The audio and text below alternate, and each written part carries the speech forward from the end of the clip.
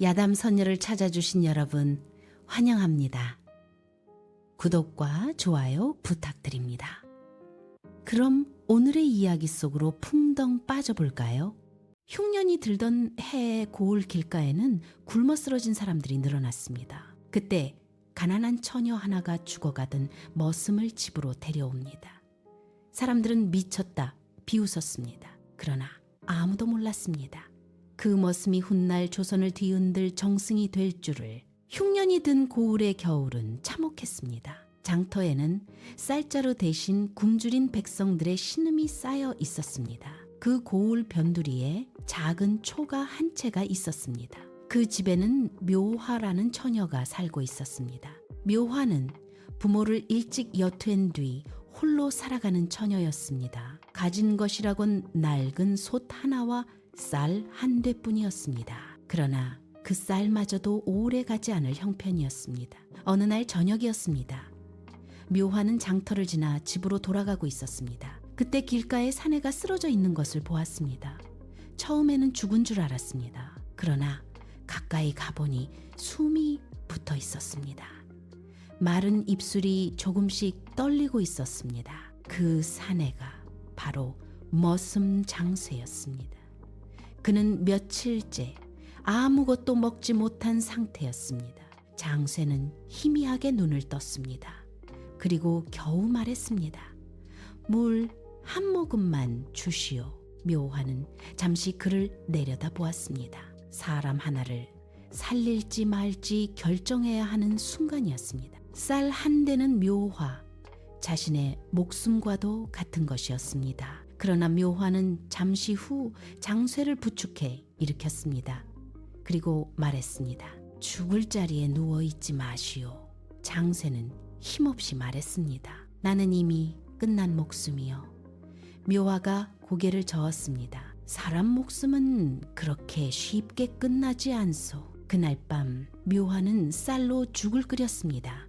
그리고 장쇠 앞에 내놓았습니다. 장쇠는 그릇을 바라보다가 말했습니다.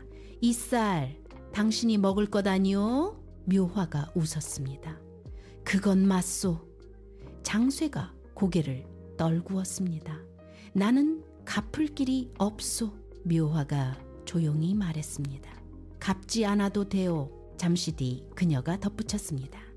대신 사람만 주시오.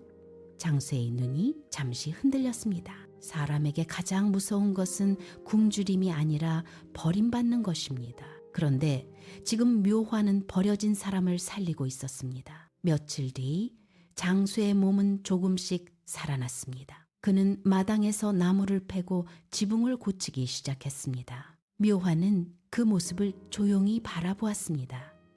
어느 날 밤이었습니다. 장쇠가 말했습니다. 나는 머슴이었소? 묘화가 대답했습니다. 몰라도 되는 일이요? 장쇠가 말했습니다. 글도 모릅니다. 묘화는 잠시 생각하다가 말했습니다. 글을 배우시오. 장쇠가 웃었습니다.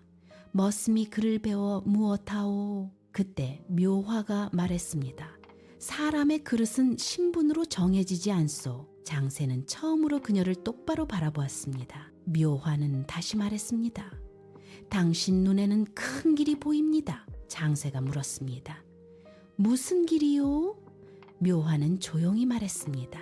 과거 길이요. 장쇠는 크게 웃었습니다. 나는 글도 모르는 머슴이라 하지 않았어? 순간 묘화는 방 안으로 들어갔습니다. 그리고 작은 자루를 들고 나왔습니다. 그 안에는 쌀이 조금 남아 있었습니다. 묘화가 말했습니다. 이것이 내 전 재산이요. 장쇠의 눈이 커졌습니다. 묘화는 그 쌀자루를 그의 손에 쥐어 주었습니다. 그리고 말했습니다. 이걸 들고 서당에 가시오. 장쇠가 떨리는 목소리로 물었습니다. 왜 나에게 이런 선행을 베푸시오? 묘화는 잠시 하늘을 바라보았습니다. 그리고 천천히 말했습니다. 사람은 가끔 한 사람을 믿어야 할 때가 있소. 장쇠는 아무 말도 하지 못했습니다. 그날 밤 그는 처음으로 글을 배우겠다고 결심했습니다. 그러나 그 순간 두 사람은 알지 못했습니다. 그 선택 하나가 훗날 한양 조정까지 뒤흔들 큰 파문이 될 것이라는 사실을. 흉년의 겨울이 지나고 봄이 오기까지 고을 사람들은 묘화의 선택을 오래도록 비웃었습니다. 가난한 계집이 머슴 하나를 살리더니 이제는 과거를 보낸다더라. 장터에서 떠도는 말이었습니다. 어떤 이는 혀를 찼습니다. 어떤 이는 고개를 저었습니다. 그러나 묘화는 아무 말도 하지 않았습니다. 그녀는 아침이면 마당을 쓸고 저녁이면 등잔불을 밝히며 장쇠가 돌아오기를 기다렸습니다. 사람의 믿음이란 때로는 말이 아니라 기다림으로 드러나는 법입니다. 장쇠는 서당으로 갔습니다. 처음 글을 배울 때 그는 손이 떨렸습니다. 붓을 잡는 손이 굳어 있었습니다. 서당 훈장이 물었습니다. 이 나이에 글을 배우겠다는 이유가 무엇이냐? 장쇠는 잠시 대답하지 못했습니다. 그리고 겨우 말했습니다. 소인을 믿어준 사람이 있습니다. 훈장이 눈을 가늘게 떴습니다. 한 사람의 믿음이 과거까지 데려갈 것 같으냐? 장쇠가 고개를 숙였습니다. 아직은 모르겠습니다. 잠시 뒤 그가 덧붙였습니다. 그러나 그 믿음을 저버릴 수는 없습니다. 그 말에 훈장은 더 묻지 않았습니다. 그날부터 장쇠의 삶은 달라졌습니다. 낮에는 서당 마루를 쓸고 장작을 팼습니다. 밤에는 글을 익혔습니다. 등잔불이 꺼질 때까지 책을 놓지 않았습니다. 서당 아이들은 그를 비웃었습니다. 머슴이 글을 읽는다더라. 그러나 시간이 흐르자 아이들이 먼저 조용해졌습니다. 장쇠의 눈이 달라졌기 때문입니다. 글을 읽는 눈은 사람을 바꿉니다. 훈장도 어느 날 중얼거렸습니다. 이놈은 늦게 시작했을 뿐이지 머리가 늦은 것이 아니구나. 문장 대가가 따로 없구나. 세월이 흘렀습니다. 몇 해가 지나자 장쇠는 글을 술술 읽는 것뿐 아니라 글을 짓기 시작했습니다. 서체는 기러기가 모래밭에 내려앉듯 단정하고 아름다웠습니다. 붓끝에서 꽃이 피어나듯 철필생화가 따로 없었습니다. 서당 마루에서 훈장이 물었습니다. 장쇠, 예, 훈장님, 과거를 볼 생각이 있느냐? 장쇠는 잠시 침묵했습니다. 그의 눈에는 먼 길이 떠올랐습니다. 한양, 과거 시험, 수많은 선비들, 그리고 자신 같은 머슴 출신 사내. 그러나 곧 묘화의 얼굴이 떠올랐습니다. 쌀자루를 내밀던 그날의 모습이었습니다. 장쇠가 조용히 말했습니다. 보겠습니다. 훈장이 물었습니다. 떨어지면? 장쇠가 대답했습니다. 다시 보겠습니다. 훈장이 다시 물었습니다. 또 떨어지면? 장쇠는 웃었습니다. 붙을 때까지 보겠습니다. 훈장은 처음으로 웃었습니다. 좋다. 그 마음이면 글이 아니라 운명도 바꿀 수 있겠다. 그날 밤 묘화의 초가 앞에는 작은 등불이 켜져 있었습니다. 묘화는 마루에 앉아 있었습니다. 장쇠가 말했습니다. 과거를 보겠소. 묘화가 고개를 끄덕였습니다. 짐작하고 있었소. 장쇠가 놀라 물었습니다. 어찌 알았소? 묘화는 웃었습니다. 사람의 눈은 숨기지 못하오. 잠시 뒤 그녀가 덧붙였습니다. 당신 눈에는 이미 길이 보였소. 장쇠는 한동안 말을 하지 못했습니다.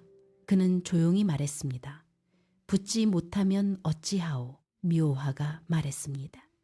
붙지 않아도 괜찮소? 장쇠가 물었습니다. 무슨 뜻이오? 묘화는 등불을 바라보며 말했습니다. 사람의 값어치는 과거에 붙느냐로 정해지지 않소. 잠시 뒤 그녀가 덧붙였습니다. 그러나 당신은 붙을 것이오. 장쇠가 웃었습니다. 어찌 그리 확신하시오? 그때 묘화가 남긴 말은 훗날 장쇠가 평생 잊지 못하는 말이 되었습니다. 나는 사람을 보고 쌀을 내어준 것이요.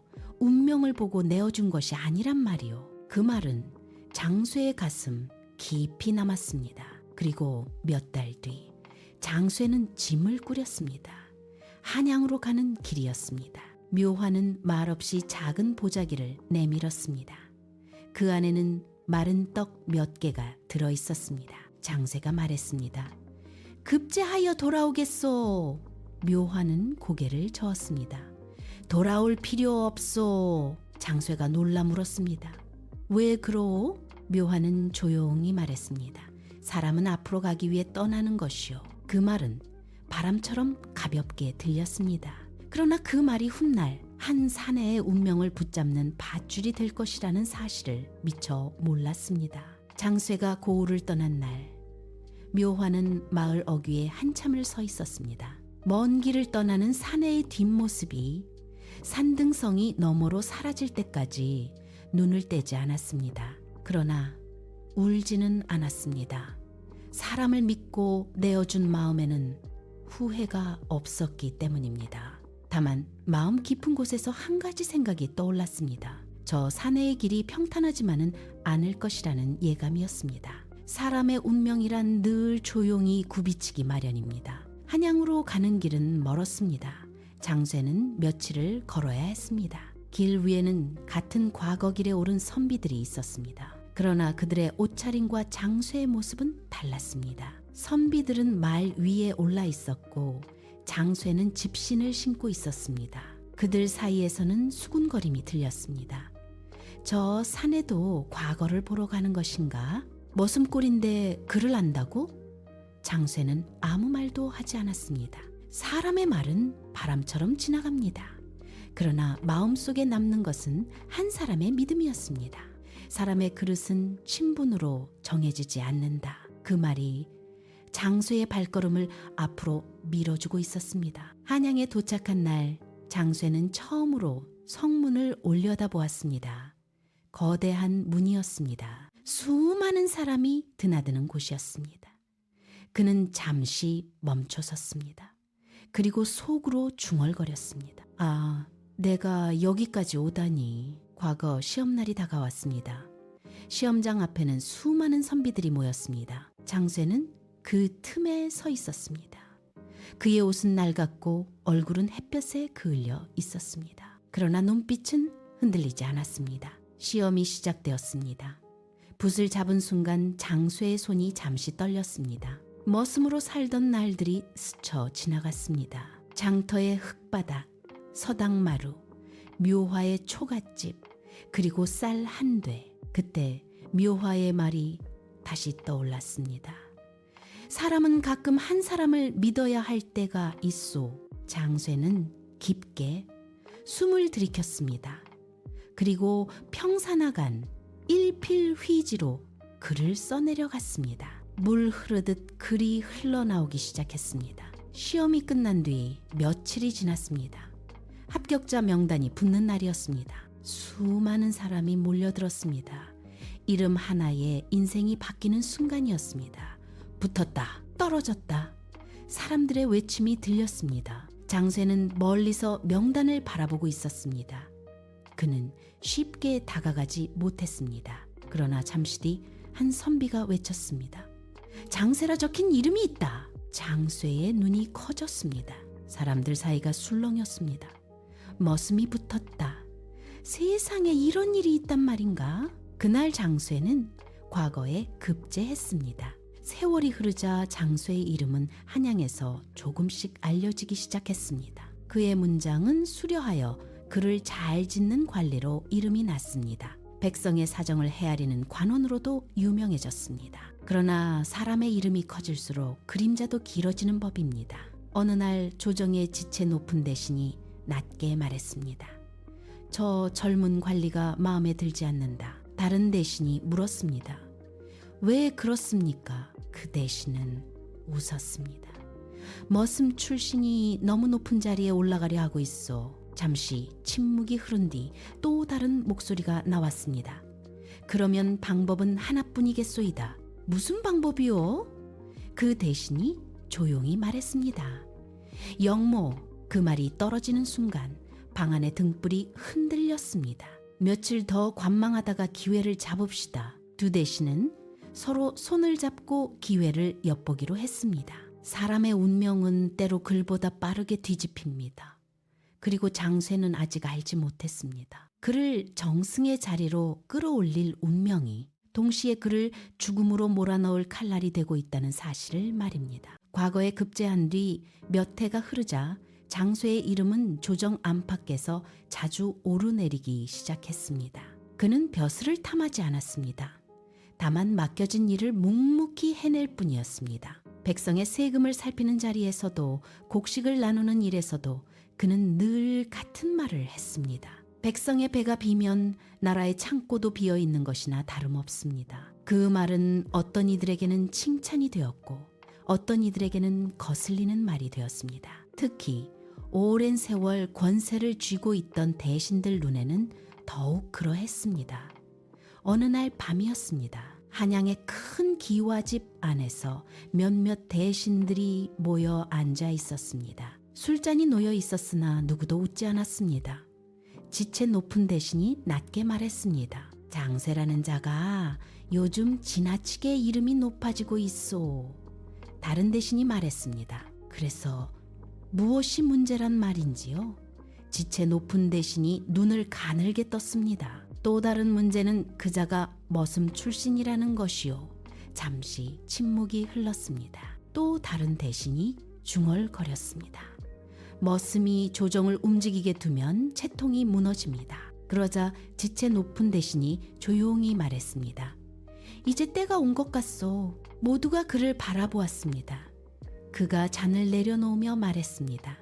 영모를 꾸밉시다. 그 말이 떨어지자 방 안의 공기가 무거워졌습니다. 며칠 뒤 한양에는 이상한 소문이 돌기 시작했습니다. 장쇠가 몰래 군사를 모으고 있다는 소문이었습니다. 또 어떤 이는 그가 왕을 원망하는 말을 했다고도 전했습니다.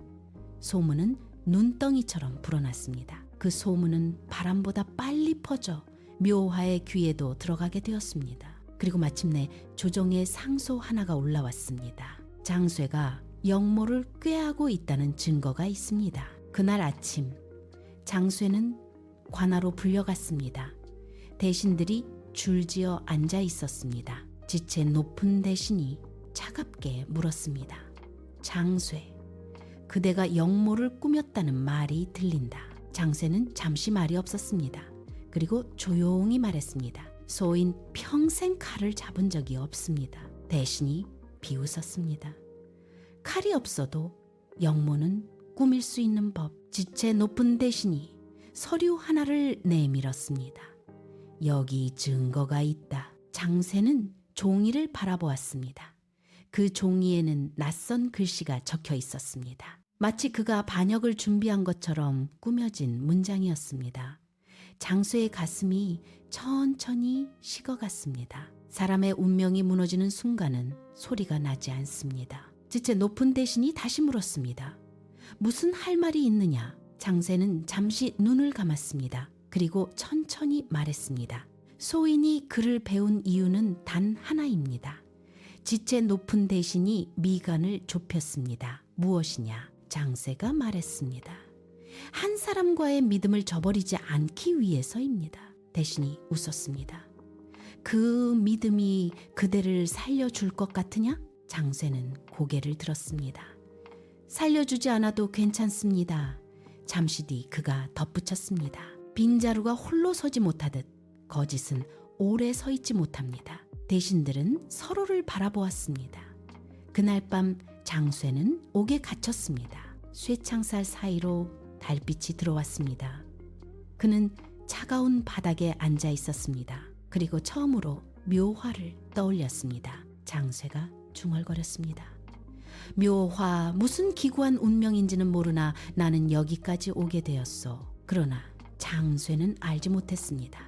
바로 그때 한양에서 멀리 떨어진 고을에서 묘화가 먼 길을 떠나고 있었다는 사실을 말입니다. 그리고 그 처녀의 손에는 세상을 뒤집을 작은 증거 하나가 들려 있었습니다. 장쇠가 옥에 갇힌 뒤 한양의 소문은 더 거세졌습니다. 어떤 이는 말했습니다.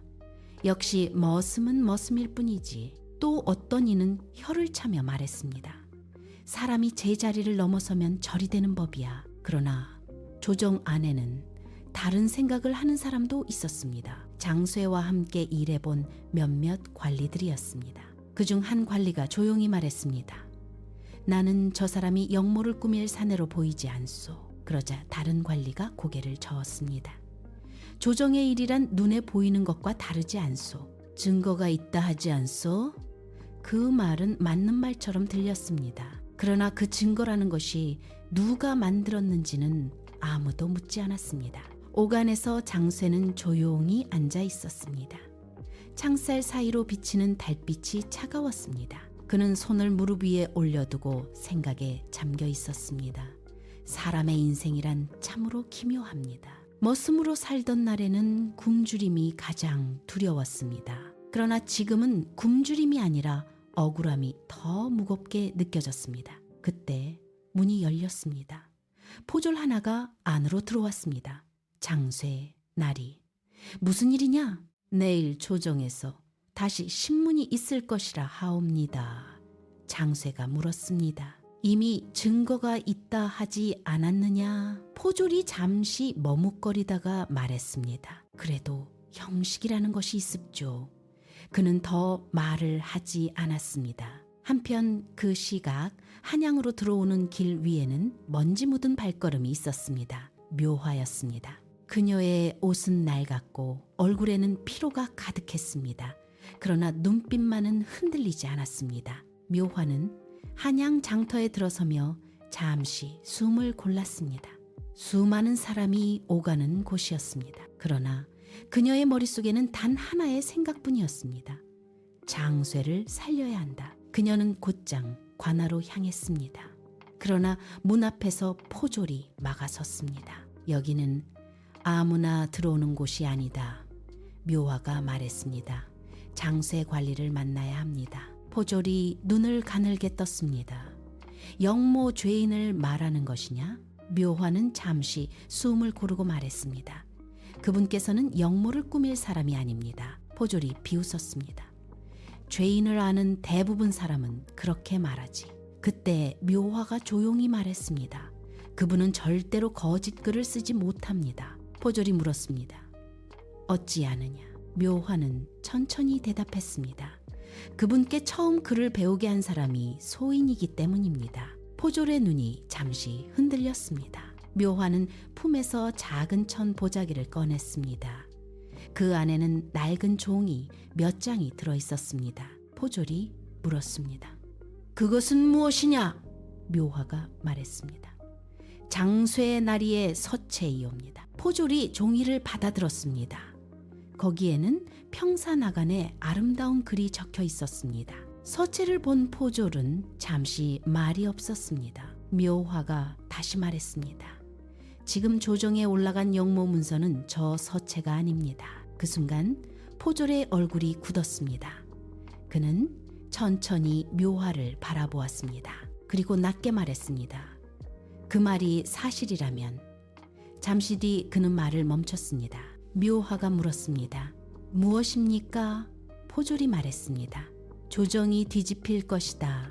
그날 밤 한양의 어둠 속에서 한 처녀가 들고 온 낡은 종이 몇 장이 조용히 세상의 판을 흔들기 시작하고 있었습니다. 그리고 아직 아무도 몰랐습니다. 그 종이 속에 숨어있는 또 하나의 이름이 조정의 가장 높은 자리를 무너뜨리게 될 것이라는 사실을. 묘화가 가져온 낡은 종이 몇 장은 생각보다 소중하고 무거운 물건이었습니다. 그것은 단순한 글씨가 아니었습니다. 문장 대가의 일필 휘지였습니다. 포졸은 그 종이를 한참 바라보았습니다. 그리고 낮게 말했습니다. 이 글은 분명 문장 대가가 쓴 글이요. 묘화가 고개를 끄덕였습니다. 장쇠 나리의 글입니다. 포졸이 다시 물었습니다. 그렇다면 지금 조정에 올라간 영모 문서는? 묘화가 조용히 말했습니다. 장쇠 나리의 서체가 아닐 것입니다. 그 말이 떨어지자 포졸의 눈이 달라졌습니다. 그는 한참을 생각하다가 말했습니다. 나를 따르시오. 묘화는 아무 말 없이 포졸의 뒤를 따랐습니다. 관아 안쪽에는 등불이 몇 개 켜져 있었습니다. 밤이 깊었지만 관리 몇 사람이 서류를 살피고 있었습니다. 포졸이 문 앞에서 멈추었습니다. 그리고 안으로 들어가 낮게 말했습니다. 나리, 잠시 보실 것이 있습니다. 안쪽에 앉아있던 관리가 고개를 들었습니다. 그는 장쇠 사건을 맡은 형방이었습니다. 형방이 말했습니다. 무슨 일이냐? 포졸이 종이를 내밀었습니다. 형방은 종이를 받아들었습니다. 그리고 잠시 후 눈썹이 움직였습니다. 이 글은 무엇이냐? 묘화가 앞으로 나섰습니다. 장쇠 나리의 글이 옵니다. 형방이 물었습니다. 왜 이것을 가져왔느냐? 묘화가 말했습니다. 지금 조정에 올라간 문서가 거짓이기 때문입니다. 형방은 잠시 말이 없었습니다. 그는 두 장의 글을 나란히 놓고 바라보았습니다. 서체는 하늘과 땅 차이였습니다. 하나는 문장 명필이요, 다른 하나는 교묘하게 꾸며진 글씨였습니다. 형방이 조용히 물었습니다. 이것이 사실이라면? 묘화가 대답했습니다. 한 사람이 억울하게 죽을 수도 있습니다. 형방은 깊게 숨을 내쉬었습니다. 조정의 일이라는 것이 단순하지 않다는 것을 그는 잘 알고 있었습니다. 형방이 낮게 말했습니다. 내일 아침 조정에서 다시 신문이 있을 것이다. 묘화가 물었습니다. 그때 이 글을 보여주실 수 있습니까? 형방은 잠시 생각하다가 말했습니다. 쉽지 않을 것이다. 묘화가 다시 물었습니다. 왜 그렇습니까? 형방이 대답했습니다. 장쇠를 몰아세우는 사람의 지체가 너무 높기 때문이다. 그 말에 방 안의 공기가 잠시 무거워졌습니다. 묘화는 잠시 고개를 숙였습니다. 그러나 곧 다시 고개를 들었습니다. 그래도 해야 합니다. 형방이 물었습니다. 왜 그렇게 생각하느냐? 묘화는 조용히 말했습니다. 소인은 그 사람에게 쌀 한 대를 준 적이 있습니다. 형방이 고개를 갸웃했습니다. 묘화가 덧붙였습니다. 그 쌀은 사람을 믿고 준 것입니다. 잠시 뒤 그녀가 말했습니다. 사람을 믿고 준 것이 거짓이 되는 것을 볼 수 없습니다. 형방은 잠시 말을 잃었습니다. 그리고 천천히 고개를 끄덕였습니다. 좋다. 내일 조정에서 이 글을 올리겠다. 다음날 아침 조정에는 긴장된 기운이 흘렀습니다. 대신들이 줄지어 서 있었습니다. 왕이 자리에 앉았습니다. 장쇠는 포졸들에게 둘러싸여 앞으로 나왔습니다. 지체 높은 대신이 차갑게 말했습니다. 영모를 꾀한 죄를 인정하느냐? 장쇠가 대답했습니다. 아닙니다. 대신이 웃었습니다.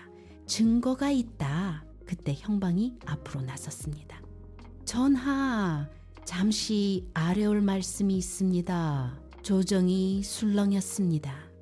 형방이 종이 두 장을 내밀었습니다. 이 글을 살펴주십시오. 왕이 종이를 받아들었습니다. 그리고 천천히 눈을 움직였습니다. 잠시 뒤 왕이 말했습니다. 서체가 다르구나. 대신들의 얼굴이 굳었습니다. 형방이 말했습니다. 영모 문서는 장쇠의 서체가 아닙니다. 그 순간 조정의 공기가 완전히 바뀌었습니다. 그리고 바로 그때 지체 높은 대신의 얼굴이 서서히 창백해지고 있었습니다. 그 대신이 바로 이 모든 음모의 시작이었기 때문이었습니다. 왕이 천천히 고개를 들며 말했습니다. 이 일의 뒤에 있는 자를 반드시 밝혀라. 왕명이 떨어지자 조정 안의 공기가 얼어붙었습니다. 대신들은 서로의 얼굴을 바라보았습니다. 사람의 권세라는 것은 바람처럼 방향을 바꾸는 법. 왕은 종이를 내려놓고 다시 물었습니다. 이 문서를 처음 올린 자가 누구냐? 잠시 침묵이 흘렀습니다. 그때 지체 높은 대신이 앞으로 나왔습니다. 전하, 그 문서는 신이 올린 것입니다. 그는 오랫동안 조정에서 권세를 누리던 대신이었습니다. 사람들은 그 이름만 들어도 고개를 숙이던 인물이었습니다. 왕이 조용히 물었습니다. 어찌하여 이런 문서를 올렸느냐? 지체 높은 대신이 대답했습니다. 장쇠가 수상한 행동을 보였다는 보고가 있었습니다. 왕이 다시 종이를 들었습니다. 그러나 이 글은 장쇠의 서체가 아니다. 대신에 얼굴이 굳었습니다. 왕의 목소리가 낮아졌습니다. 거짓 문서를 만들어 영모를 꾸민 자를 만들려 한 것이냐? 조정 안의 대신들이 숨을 삼켰습니다. 그때 형방이 앞으로 나섰습니다. 전하, 조사해보니 이 문서는 그 대신의 집에서 나온 필사본과 서체가 같습니다. 그 말이 떨어지는 순간 조정이 크게 술렁였습니다. 왕의 눈이 차갑게 빛났습니다. 권세를 지키기 위해 사람 하나를 죽이려 한 것이냐? 대신은 더 이상 말을 하지 못했습니다. 그날 조정에서 음모는 모두 드러났습니다. 장쇠에게 씌워졌던 영모 누명은 사라졌습니다. 지체 높은 대신은 벼슬을 빼앗기고 유배되었습니다. 조정은 한동안 조용했습니다. 왕은 장쇠를 바라보았습니다. 그대는 억울함을 이겼다. 장쇠가 고개를 숙였습니다. 왕이 다시 말했습니다. 백성의 일을 먼저 생각하는 마음이 있으니 나라의 일을 맡길 수 있겠다. 그리고 잠시 뒤 왕이 선언했습니다. 문장대가 장쇠를 정승으로 삼겠다. 조정안이 술렁거렸습니다. 머슴 출신 사내가 정승이 되는 순간이었습니다. 그러나 장쇠의 얼굴에는 기쁨이 크지 않았습니다. 그는 조용히 말했습니다. 전하, 신에게는 먼저 갚아야 할 은혜가 있습니다. 왕이 물었습니다.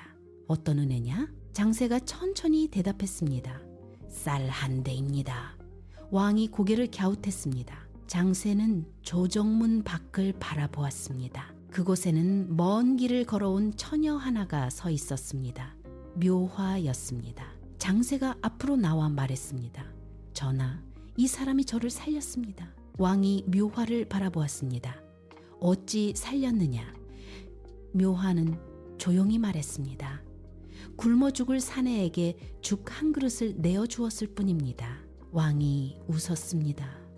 그 죽 한 그릇이 나라의 정승을 만들었구나. 조정안이 조용해졌습니다. 왕이 마지막으로 말했습니다. 기억하라. 나라의 기둥은 높은 집에서만 나오는 것이 아니다. 이 나라의 정승을 만든 것은 글이 아니라 이 처녀의 지혜다. 그날 이후 사람들은 오래도록 그 이야기를 전했습니다. 흉년이 들던 해, 가난한 처녀가 머슴 하나를 살렸다는 이야기였습니다. 그러나 묘화는 여전히 작은 초가에서 살았습니다. 장쇠는 정승이 되어 묘화의 집을 한얀으로 채꼈습니다. 장쇠는 묘화의 집을 떠나지 않았습니다. 어느 날 밤 장쇠가 조용히 물었습니다. 왜 그날 나를 살렸소? 묘화는 잠시 생각하다가 말했습니다. 사람을 살리는데 이유가 필요합니까? 장쇠는 말이 없었습니다. 묘화가 다시 말했습니다. 나는 그저 사람을 믿었습니다. 세월이 흐른 뒤에도 사람들은 말했습니다. 정승을 만든 것은 과거가 아니었다고, 그저 굶어 죽을 사내에게 내어준 쌀 한 되였다고. 세상을 바꾸는 것은 언제나 큰 권세가 아니라 가난한 사람의 작은 선택이라고.